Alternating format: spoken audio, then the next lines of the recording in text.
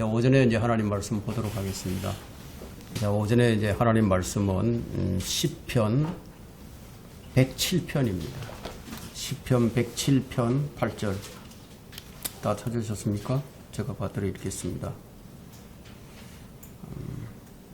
오, 그의 선하심과 사람의 자손들에게 행하신 그의 경이로운 일들로 인하여 사람들은 주를 찬양할지어다. 자, 이 말씀이 이제 여러 번, 이 107편에 여러 번 나와 있어요. 15절에도 나와 있고요. 또 21절에도 나와 있고요. 같은 말씀이 이제 계속 나오는 걸 볼 수 있는데, 31절에도 나와 있습니다.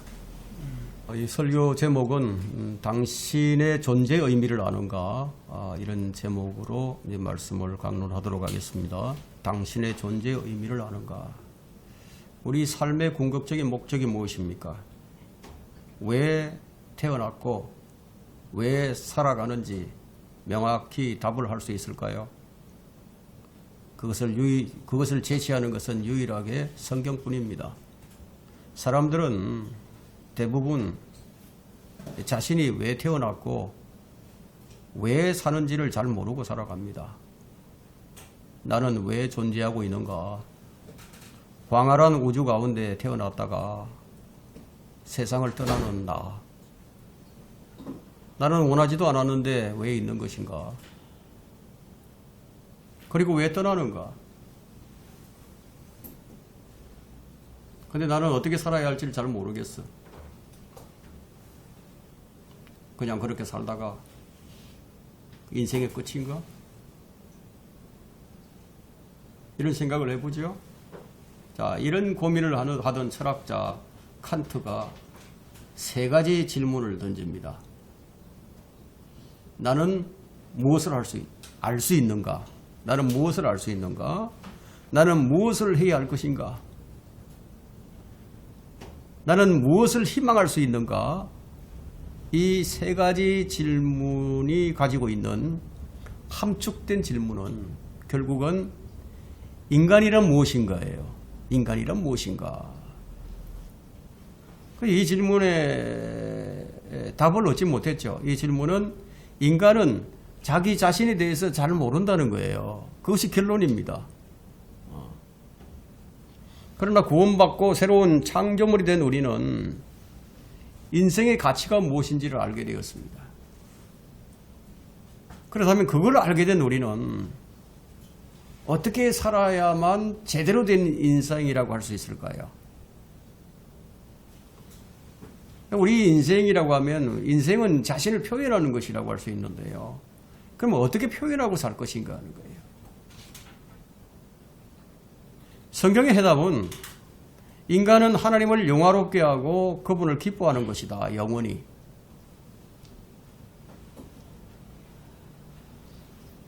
우리 숨쉬는 목적이 하나님을 영화롭게 하는 거예요. 그럼 하나님을 영화롭게 하는 것이 무엇이죠? 하나님을 영화롭게 한다. 참 멋있는 말이에요. 또 모두가 원하는 말이죠. 그러나 우리가 그 의미를 잘 알지 못한다면 마음은 있지만 그분을 영화롭게 하지 못할 거예요. 따라서 하나님을 영화롭게 한다는 것이 무엇인가? 그 의미를 아는 것이 참 중요합니다. 그 의미를 두 부분으로 나누어 간략하게 정리해서 우리가 좀 이해를 하고 우리 생활에 실제로 적용할 수 있도록 한번 해보겠습니다. 그 첫 번째 부분은 인지 능력이에요. 무엇인가를 인지한다는 거예요. 하나님을 영화롭게 하는 것은 다른 모든 것들을 합친 것보다도 그분이 더 위대하시고 더 가치가 있으시고 더 아름다우시다고 인식하는 거예요. 우리는 이것을 인식할 수 있도록 하나님께서 그렇게 지으셨어요. 따라서 우리는 오직 하나님 안에서만 평안과 만족을 얻게 되어 있습니다. 그럼 먼저 하나님을 영화롭게 하려면 우리는 그분이 누구신지, 그분의 위대함을 깨달아야 하는데, 여기서 위대하다는 것은 아주 큰 무엇을 말하는 것인데요. 이와 같이 설명할 수 있겠죠. 그분의 위대함이란 모든 것을 초월한다. 모든 것을. 모든 것 위에 계신다. 모든 것을 합친 것보다도 더 가치가 있으시고 더 아름다우시며 더 사랑스럽고 더 위대하고 더 웅장한 것을 말합니다. 우리는 보통 기도할 때 가장 먼저 위대하신 하나님 하고 주의 이름을 높이죠. 그러나 문제는 위대하신 하나님이라고 부르지만 정말 내가 그분이 얼마나 위대하신지, 그 위대하신 것이 무엇을 말하고 있는 것인지 대부분 잘 모르고 부르고 있습니다. 인지 능력이 좀 부족하다는 얘기죠. 의식 없이 그냥 위대하신 분, 전능하신 분, 이런 추상적인 표현을 씁니다. 우리가 표현하는 말과 함께 하나님을 인식하고 의식하지 못한다면 진정성이 없이 하나님 부를 수밖에 없어요. 그럼 우리 신앙생활도 진정성이 없어요. 그분을 의식하고 인식한다는 것은 매우 중요합니다. 왜냐하면 인식하고 의식하는 것만큼 마음의 상태가 완전히 달라져 버리니까요. 말하자면 그냥 우리가 하나님을 부를 때 추상적으로 의미 없이 부르지 말자는 거예요. 좀 알고 살자는 거죠. 그래서 저는 오늘 이 예화 설교로서 주님의 그 위대하심이 왜 위대한지를 좀 살펴보고자 합니다.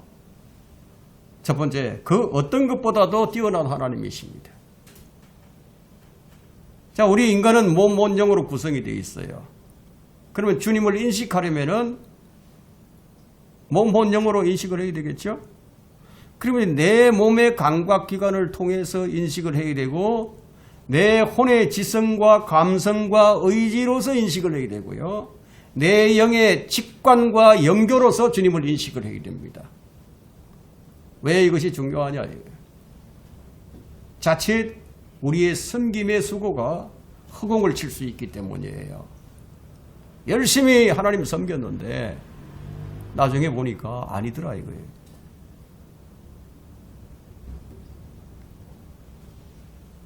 제가 가장 두려워하는 것이 무엇입니까?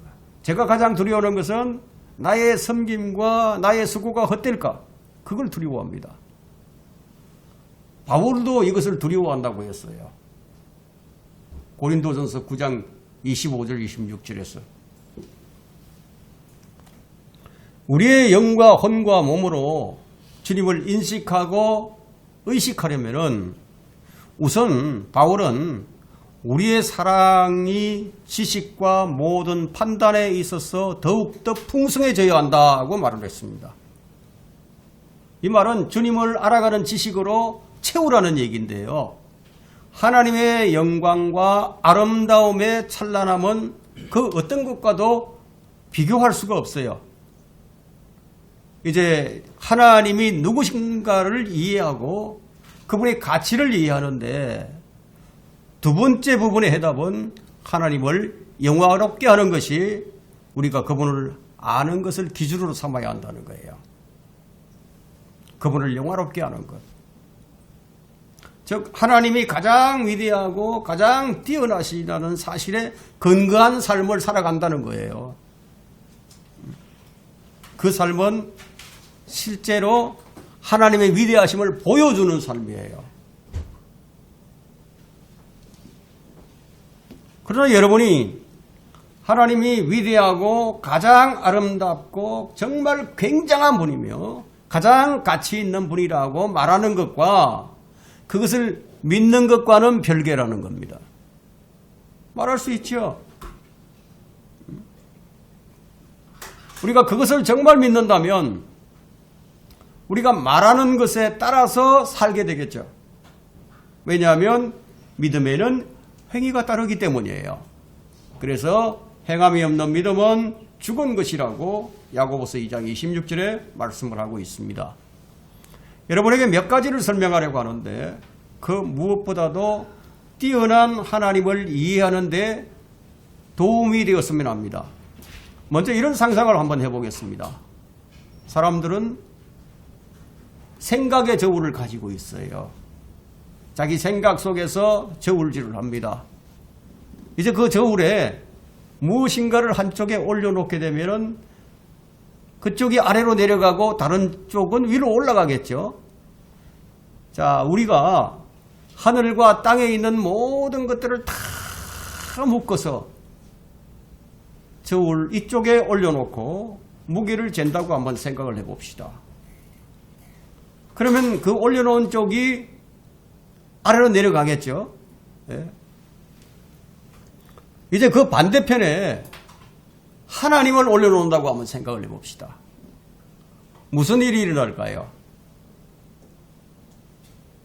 하나님을 올려놓은 쪽이 내려가게 됩니다. 뭐 크기를 따지든 무게로 따지든 하나님이 모든 것보다 크고 무거워요. 하나님은 우주 만물을 그분의 손으로 펼치시고 만드셨다고 말씀합니다. 여러분, 만드신 분이 못할 일이 무엇이 있겠습니까? 만드신 분이 해체를 못하겠습니까? 제가 말하고자 하는 것은 모든 것보다 그 모든 것을 합친 것보다도 하나님이 더 위대하시고 뛰어나다는 것을 말씀드리고자 합니다. 두 번째는 비교할 수 없는 하나님이에요. 비교할 수 없다. 하나님은 비교가 안 된다는 거예요. 자, 이것을 이해하는 데 도움이 되는 성경 구절을 한번 찾아보겠습니다. 이사야 40장이에요.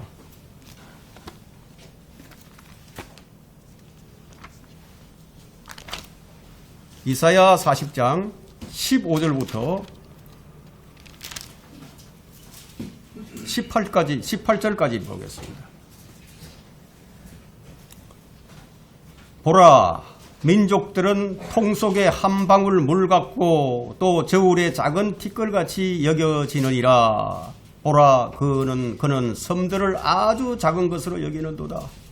레바논은 불사르기에 부족하겠고 그곳의 짐승들은 번제물로도 부족하도다.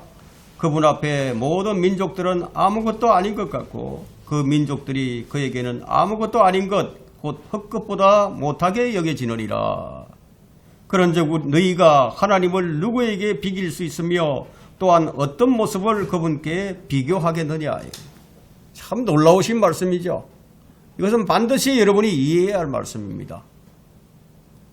모든 나라가 통 속에 있는 물 한 방울 같다. 우주 전체에 우주 전체를 한번 생각해 보세요. 티끌과 같다 이게. 저울 위에 작은 티끌과 같다는 거예요. 다시 한번 우리가 생각의 저울을 가동을 해보겠습니다. 이 저울에 모든 나라를 존재하고 있는 모든 것을 지금 하나님 반대편에 올려놓아요. 그것이 뭐가 같다? 작은 티끌 올려놓는 것과 같다는 거예요. 그것이 전부예요. 그것이 하나님이 얼마나 위대하신 분인지를 지금 나타내주고 있죠. 물통에 작은 물 한 방울이라는 거예요. 민족들이. 모든 민족. 우리는 이 우주가 얼마나 방대한지는 모르지만 하나님과 비교해서 얼마나 작은지는 몰라요.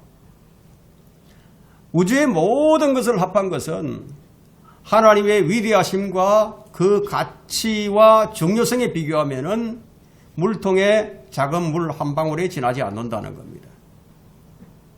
모든 나라들, 존재하는 모든 것은 하나님과 비교할 수 없다.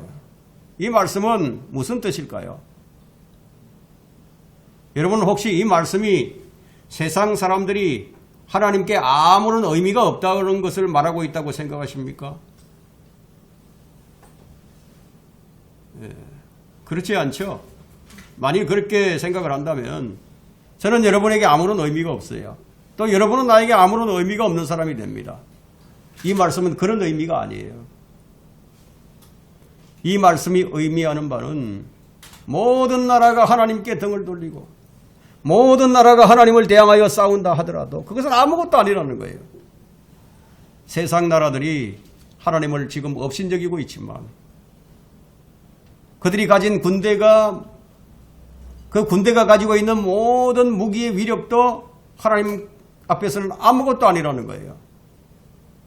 모든 나라와 모든 천사와 사탄과 그의 마귀들과 그야말로 모든 것들이 함께 연합해서 하나님을 대적한다 하더라도 아무것도 아니라는 거예요. 마치 조그만 벌레가 큰 바위에 머리를 들이박는 것과도 같은 것이라는 뜻입니다. 앞으로 실제로 이런 일이 일어날 거예요. 실제로 모든 나라가 연합을 해서 하나님을 대적하는 일이 일어날 것이다. 그러나 그 세상연합은 그분을 조금 더 바꾸지 못할 것이고 그분의 정부를 전복시키지 못할 거예요. 그렇지만 여러분이 아셔야 할 것이 있는데 사람들이 하나님께 중요하지 않다는 그런 의미가 아니에요. 하나님께서는 사람이 매우 중요해요. 그래서 세심하게 돌보십니다. 우리가 얼마나 중요한지 우리가 그분을 미워하고 그분의 명령에 불순종하고 그분을 거역했을 때도 그분이 독생자 아들을 보내셔서 우리를 위해서 죽게 하셨어요. 이래도 사람이 하나님께 아무것도 아닌 것인가요? 그렇다면 내가 하나님께 정말 진짜로 중요한 사람이구나 이렇게 생각할지도 모르겠어요. 그런데 그것은 사실이기도 하지만 그렇지 않을 수도 있습니다. 그 이유는 우리가 하나님께 귀한 존재가 되는 건 우리가 그럴 만한 가치가 있어서기보다는 하나님은 사랑이시기 때문이에요. 하나님은 사랑이세요. 하나님은 우리에게 사랑받을 만한 어떤 위대한 것이 있거나 어떤 위대한 일을 했기 때문에 사랑하는 것이 아니에요. 그래서 저는 여러분이 얼마나 스스로 위대한지 당당해하지 않기를 바랄 뿐입니다. 자만하지 말라는 거죠. 교만하지 말라는 거예요. 우리는 물통 속에 있는 한 방울의 물방울과도 같을 뿐입니다.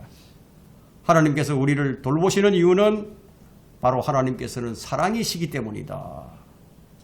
그것을 하나님의 사랑을 독생자 아들을 보내심으로써 증명해 주셨습니다. 세 번째 우리가 살펴볼 것은 가장 아름다우신 하나님입니다. 가장 아름답다. 어떤 것보다도 아름답다. 지금까지 세상에 존재했던 모든 그 아름다운 것들을 다 한데 모아놨다고 한번 생각을 해봅시다. 상상을 해보자는 거예요.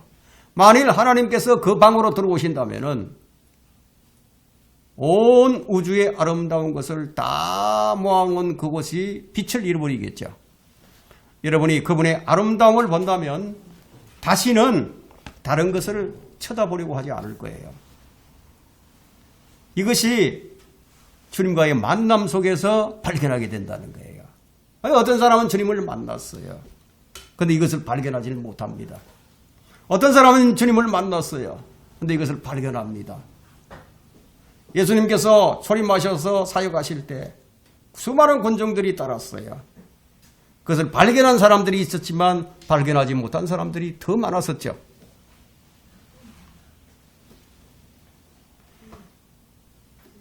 그것을 발견한 사람은 다른 것을 보지 않는다는 거예요. 오직 주님만을 바라보고 나갈 수 있다는 거예요. 이런 만남이 우리에게 필요한 거예요. 생각을 해보세요. 하나님과 비교할 것이 뭐가 있겠습니까? 다른 것들은 너무너무 추하게 보입니다. 그런데 하나님께서 이 추한, 이 천한 몸을 그분의 모습과 같이 만들어 주시겠다. 약속을 주셨어요. 누구에게? 그분을 믿는 자들에게. 하나님은 그렇게 아름다우십니다.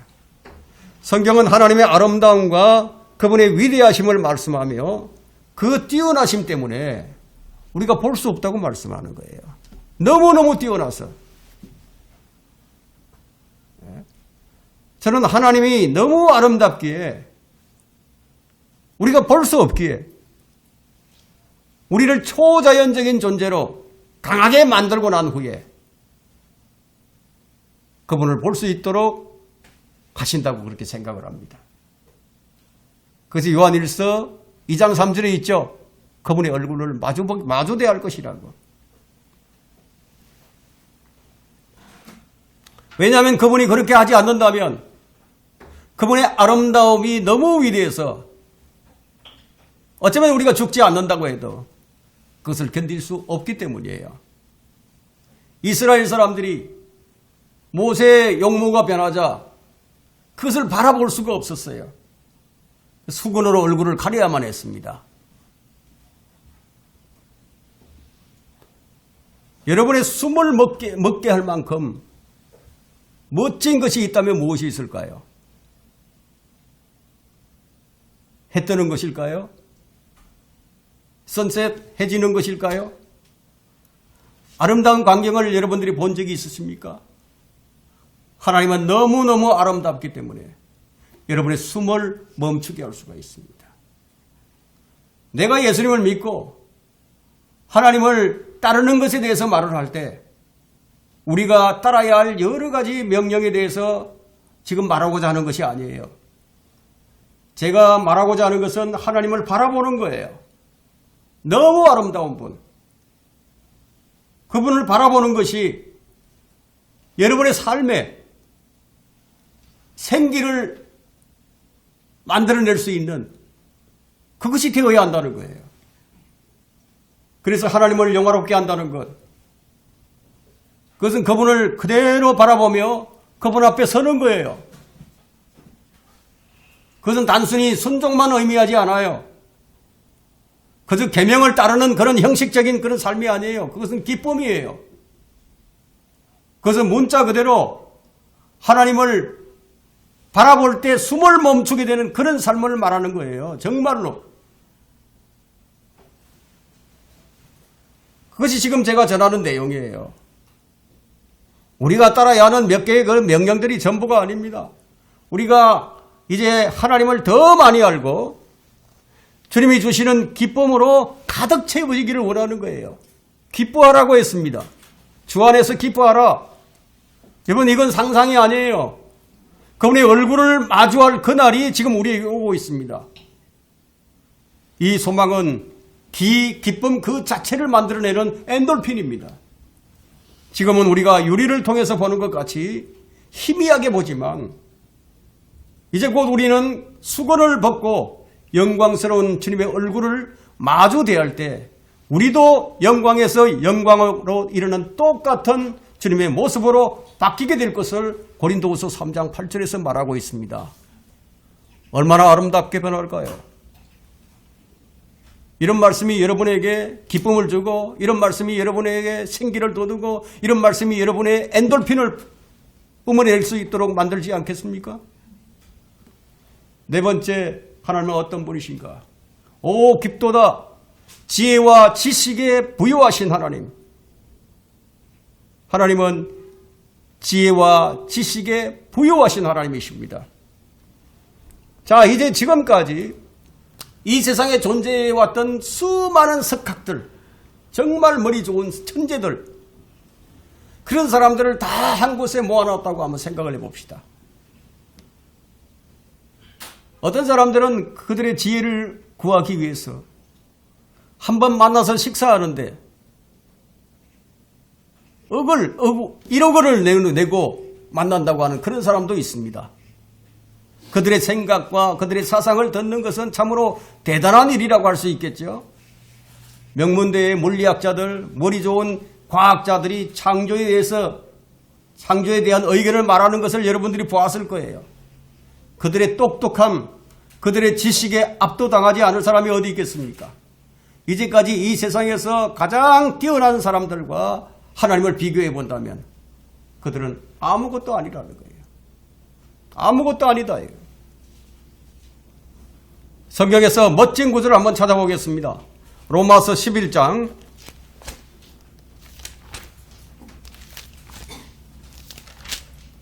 33절 34절입니다.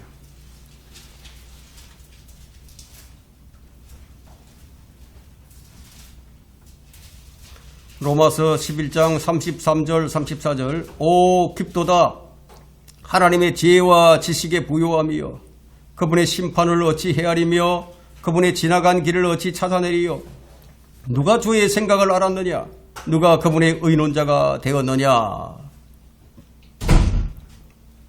누가 하나님을 가르친 자가 있었어요? 어떤 자가 하나님을 가르치셨습니까? 아무도 없죠. 하나님은 모든 것을 다 알고 계십니다.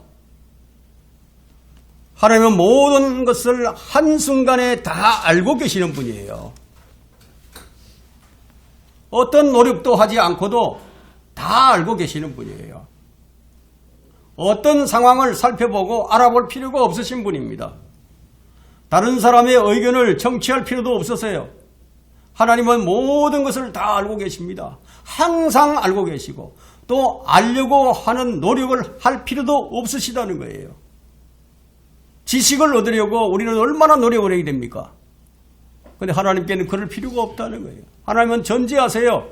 모든 것을 다 알고 계십니다. 그래서 이 구절에서 바울은 오 깊도다 하나님의 지혜와 지식의 풍성함이라고 얘기를 하고 있습니다. 이렇게 또 말한 사람이 있었죠. 바로 솔로몬입니다. 솔로몬은 그는 하나님을 아는 것이 금이나 은보다 그 어떤 것보다 더 귀하다고 했습니다. 여러분이 창조의 목적에 부합하는 삶을 사는 그런 사람이 되고 싶다면 그렇게 되어야 되겠죠. 여러분은 하나님을 열심히 구해야 합니다. 그분의 지혜와 지식을 열심을 내어서 구해야 합니다. 제가 말하고자 하는 것은 여러분 스스로 보물을 찾는 탐험가로 여기고 하나님의 지식을 찾아야 한다는 거예요. 그냥 얻어지는 게 아니에요. 우리 인간은 그냥 얻어지지 않습니다. 여러분이 찾아야 할 것은 여러분이 영원 시간 동안 하나님을 추구하는 거예요. 그래도 그분에 대해서 모두 알기는 불가능하지만 더 많이 아는 것이 힘이죠. 하나님은 그렇게 대단하신 분입니다. 다시 바울 서신을 보게 되면 그의 심판을 어찌 헤아리며 그분이 지나간 길을 어찌 찾아내리요. 찾아내지 못한다고 얘기합니다.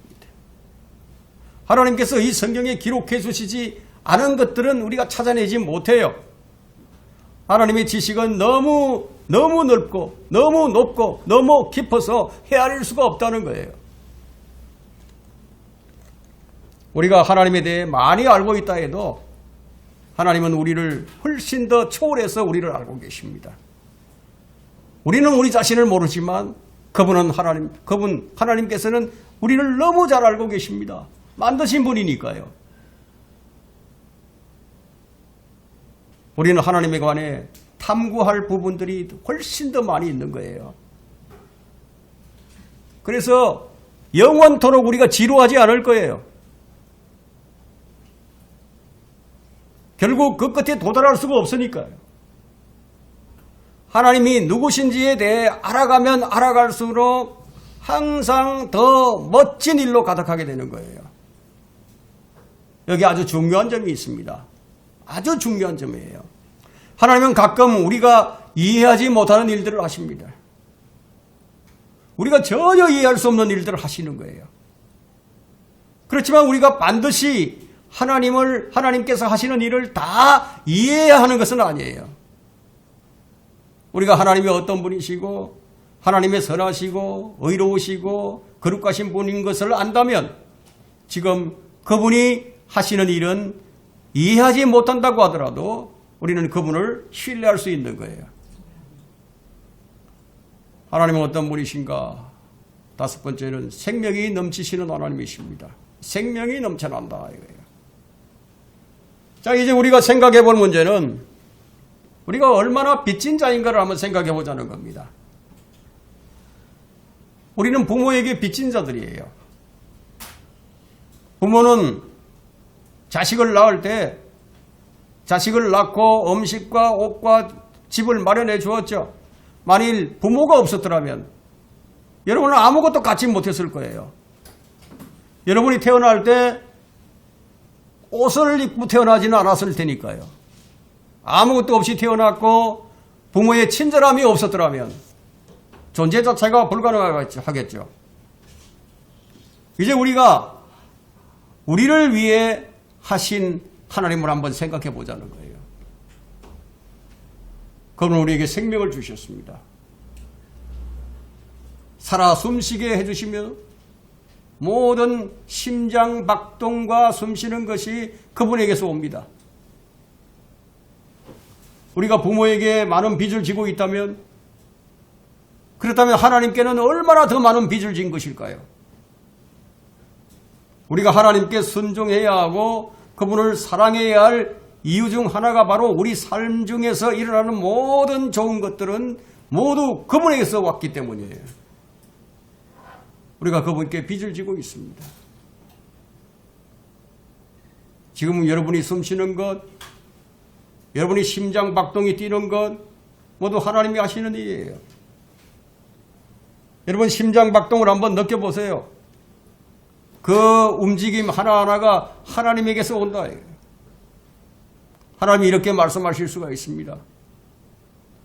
내가 너에게 모든 심장 박동과 숨쉬는 것을 허락했으니 너희는 나에게 빚진 자다. 이렇게 말씀하실 수 있는 거예요.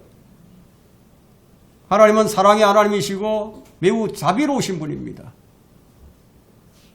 그런데 이것이 잘 느껴지지 않아요. 잘 인지가 안 됩니다.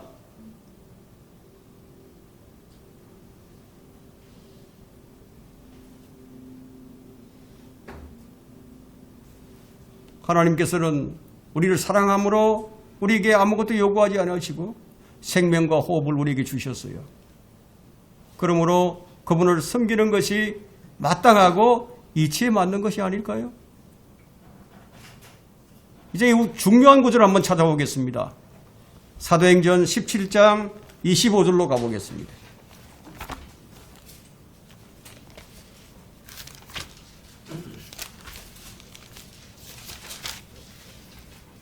사도행전 17장 25절.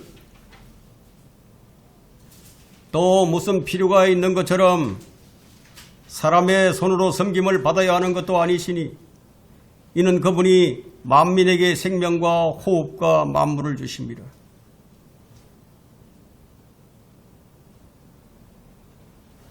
어떤 사람이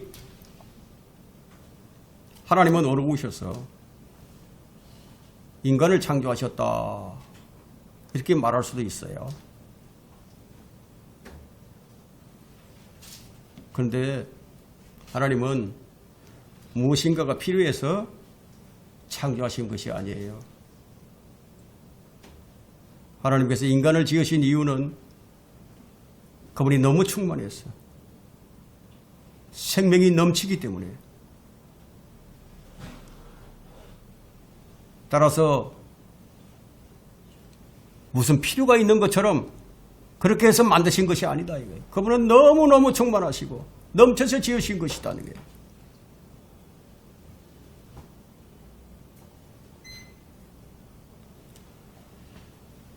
자, 25절에 또 무슨 필요한 것이 있는 것처럼 사람의 손으로 섬김을 받아야 하는 것도 아니시니 우리가 하나님을 섬기도록 지음을 받았지만 근데 하나님은 우리의 섬김을 필요로 하지 않으신다. 이게 무슨 말일까요?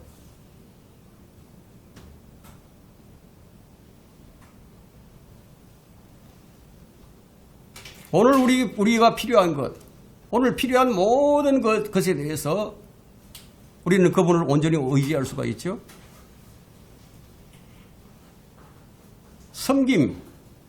섬김은 우리에게 주신 특권입니다.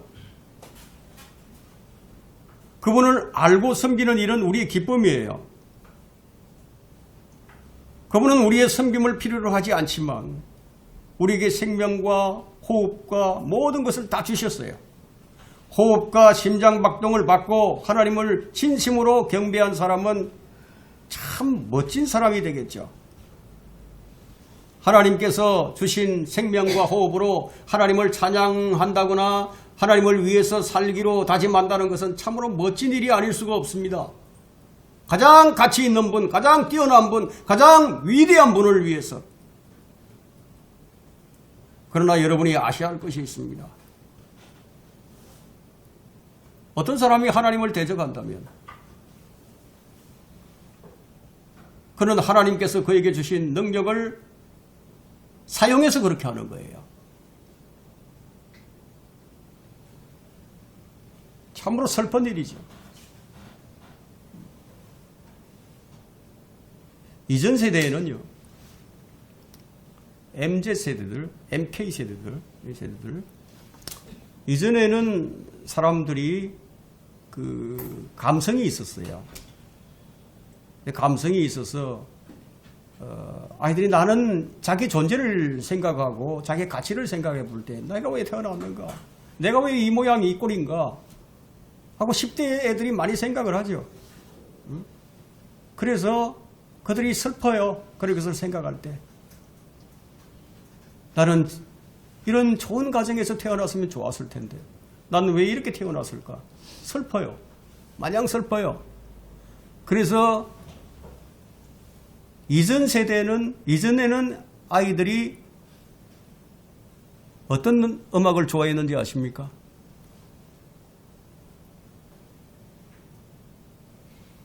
저 발라드 같은 그런 것을 좋아했어요. 감성적인 것. 예, 슬프니까. 요즘은 그렇지 않아요. 아이들이 요즘 세대는 분노해요. 내가 왜 이렇게 태어났을까? 내가 왜 이 모양 이 꼴일까? 분노가 치밀어 올라요. 그래서 아이들이 뭘 좋아하는지 아세요? 음악을 좋아하더라도 힙합을 좋아하는 거예요. 감정이 없어요. 거기는 분노 폭발이에요.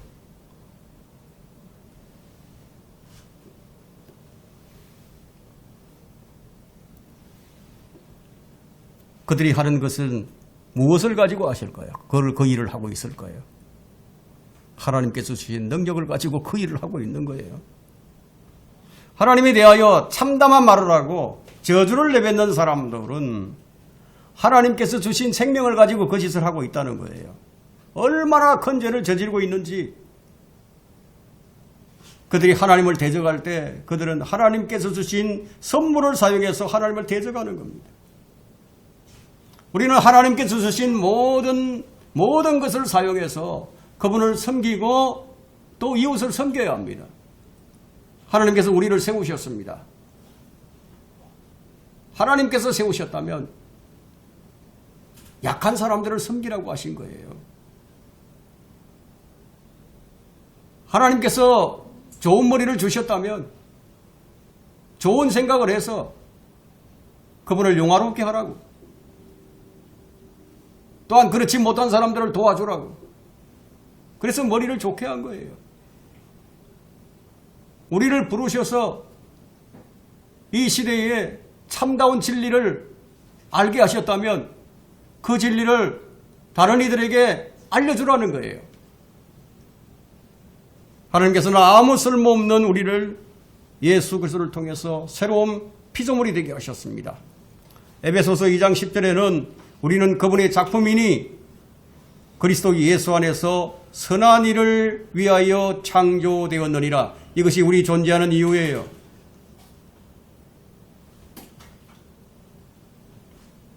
우리는 새로운 창조물, 그분의 작품입니다. 그분이 우리를 부유하게 만드셨습니다. 여러분은 생각하기에 나는 부자가 아닌데 이런 생각을 할지 모르겠지만 한번 생각해 보세요. 전 세계 사람들과 비교한다면 부유한 거예요. 여러분은 최소한 오늘 무엇을 먹을지 알고 있는 부자예요. 적어도 우리는 무엇을 입을까 무엇을 먹을까 걱정하는 세대는 아니에요. 하나님께서 우리에게 이런 모든 것들을 허락하신 이유는 우리가 받은 것들을 나누어 주라고 주신 거예요. 이것은 단순히 음식과 옷을 나누어 주는 수준이 아니에요. 인간의 궁극적인 삶의 목적을 위해서 그들에게 그리스도의 복음을 들려줌으로써 그들의 삶이 변화되고 그들 안에서 하나님께서 영광을 받을 수 있도록 하는 일. 하나님께서 우리를 말씀으로 낳으셨어요. 야고보서 1장 17절부터 18절에는 모든 좋은 선물과 모든 온전한 선물이 위로부터 곧 빛들의 아버지께로부터 내려오나니 그분께는 변화도 없고 회전하는 그림자도 없느니라. 그분은 자신의 뜻으로 우리를 진리의 말씀으로 낳으셔서 우리를 그의 피조물들 가운데 첫 열매들에 속한 자가 되게 하셨으니 모든 좋은 선물, 온전한 선물이 다 어디서? 하나님으로부터 온다. 여러분들이 그런 것을 소유했어요, 지금. 가장 좋은 선물을 주셨어요. 그래서 우리는 하나님이 원하시는 선이 아니면 우리는 그것을 하지 않아야 한다는 거예요. 왜냐하면 우리는 선한 일을 위해서 창조되었기 때문에. 하나님께서 주신 것이 아니면 좋은 것이 아니에요. 하나님께서 주신 것만 항상 좋은 것이고 항상 선한 것이고 완전한 거예요. 하나님은 지금까지 항상 좋은 분이셨습니다. 우리는 하나님을 두려워하고 그분을 경외해야 할 것과 심판날에 우리의 모든 행실에 대해 심판하는 것도 우리가 알고 있어야 합니다. 그 사실이 우리의 삶을 결정하고 우리 행위의 동기가 되지만 우리가 알아야 할 한 가지 사실은 우리의 삶 속에서 가장 위대한 동기가 되며 하나님을 섬기게 하는 바로 그것이 하나님의 선하심이라는 것, 하나님의 자비하심이라는 것. 하나님은 참으로 좋으신 분이십니다.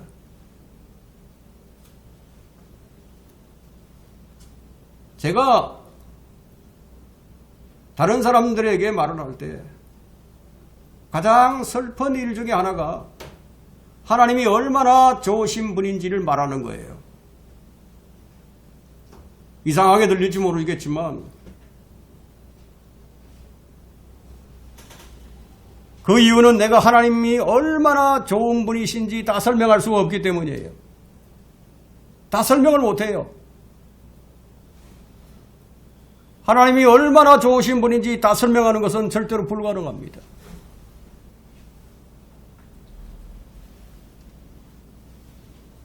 저는 종교적인 사람이기 때문에 하나님을 섬기지 않아요. 저는 하나님께서 좋으신 분이시기 때문에,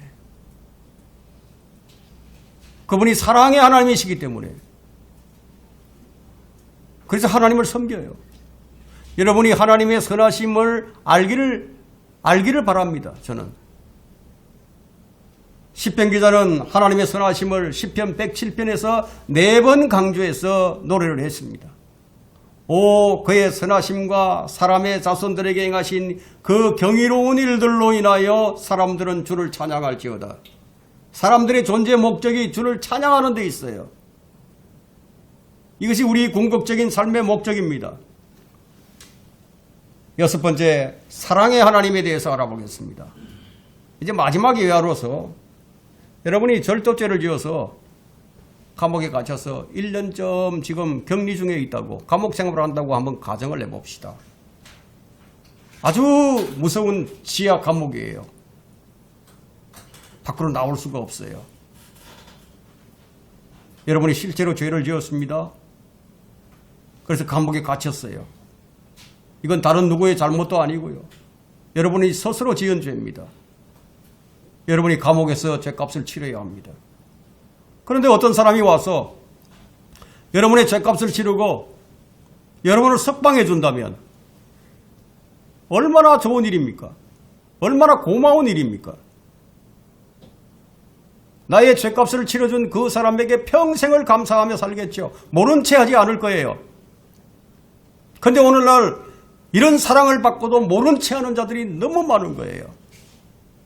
그 사람이 말하기를 여러분이 어떤 큰 죄를 지었든지 내가 다 갚아주겠으니까 석방을 해주라 이렇게 한다면 여러분은 그 사람과 어떤 관계가 될 것 같습니까? 아주 좋은 친구가 되겠죠. 은혜를 아는 사람이라면 정말 너무 감사해서 내가 이 은혜를 어떻게 갚아야 할까? 이렇게 아마 물을 거예요.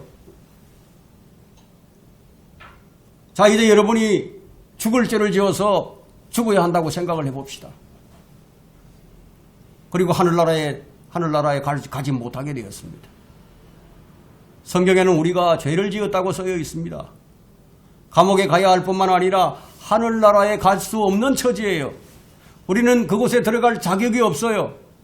우리는 하나님의 선하심을 알지 못하고 하나님의 기쁨과 하나님의 아름다움을 알지 못하게 되었습니다. 우리가 하나님의 사랑을 받아들이지 아니하였기 때문에 영원한 지옥으로 들어가야 할 처지입니다.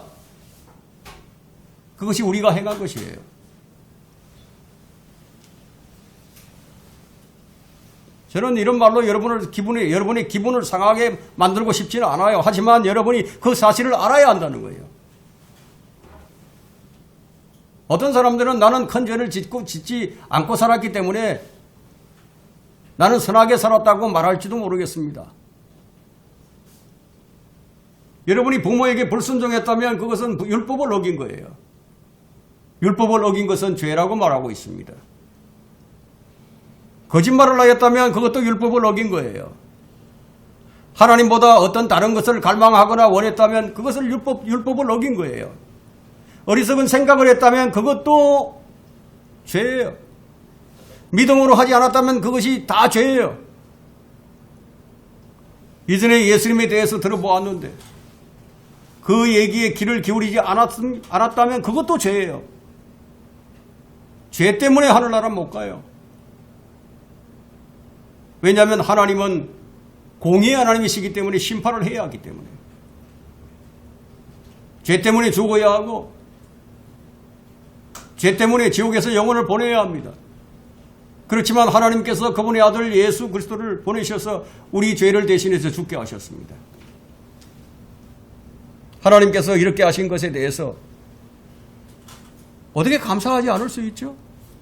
여러분 이상하지 않습니까? 어떻게 입을 싹 닫고 감사를 안 할까요? 예수님께서 십자가에서 죽으신 것보다 더 하나님의 사랑을 설명할 길이 없어요.